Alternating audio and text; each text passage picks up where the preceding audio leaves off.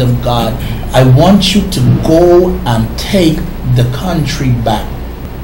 I am giving you reasons why there have been so many events in 2005 that at the beginning of 2006, with everything already in place, I want you to go and tell the people that it's time that we stand before God and take a recollect of our lives, inventory of our spirit, to see where we went wrong, to see if, like you said a while ago, if this prosperity has begun to get to our head, if this development has begun to get to us, because the Bible itself have to be fulfilled. And there was a town called Nineveh. As the prosperity began to develop in the town or the city of Nineveh, the people heart began to turn from God. And there was Minister Henfield out in the wilderness, and God spoke to him. And God said, I want you to gather my man servants and my woman servant. I want you to gather them from the east, west, north, and south. And I want you to tell them, I want them to come in solidarity and stand before me. What an awesome time. The beginning of 2006. It could have not been a more better time to come. My people, my brothers and sisters that are watching this program tonight, I beg you to come out, because I believe that God has a message, because he did not go in the heart of the book. He went to the very end. He went to Revelation, a book that tells us all. As Solomon was concluding Ecclesiastes chapter 12, Solomon said something so profound. Solomon said, I want you to understand the conclusion of the whole matter.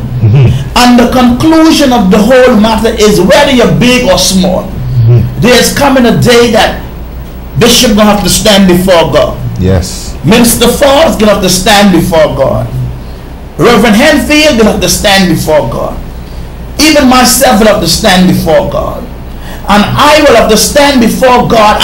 And Solomon said it so eloquently. Solomon said, listen here, whether it be good or bad, God can judge you out of it all. And so the team is so perfect for such a time as this. We have had tragedy, even you, and I am thankful to God that you have been courageous. You have went through ups and downs, and to show that none of us are exempt.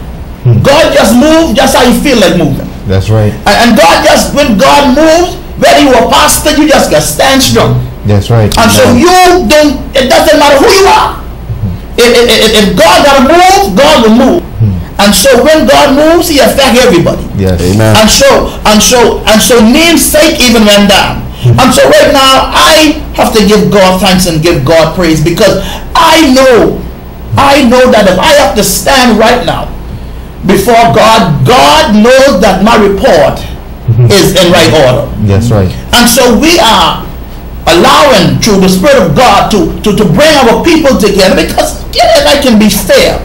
As men of God, we as the leaders need to begin to bridge the gap. What is an awesome show, bridging the gap. And as when the people that follow us see that we as men of God can begin to bridge the gap, then they're going to fall in line. You see, because when we lead by example, their folks got to follow. And so when they see us standing before God in 2006, they ain't got no other choice if they won't be submissive to authority but stand before God. And so as we begin to move forward, uniting as one, you see, because God said, until the body of Christ come together, it's one. It doesn't matter what we do. It doesn't matter what we say. We ain't going to see a Pentecostal experience until we all come and stand before God with one common goal. And I believe if we stand before God on the 9th of January, on the 10th, the 11th, the 12th, and the 13th, I believe if we stand before God, there's going to be an awesome experience, because God is a God of revelation, God that will declare whatever he wants in this land. And when we stand together and hold hands together, there will be a transformation of power. Someone said to be a paradigm shift. It will be that God is taking back this land. Because the people will now see Pastor. They will see now Bishop Johnson. They will see Minister Fobb. They will see that there is no segregation between the man of God. Whether whatever it is, we are not looking at denomination, but we are trying to build this bridge. Yes. This bridge that has been broken over circumstances. We want to build this bridge by standing before God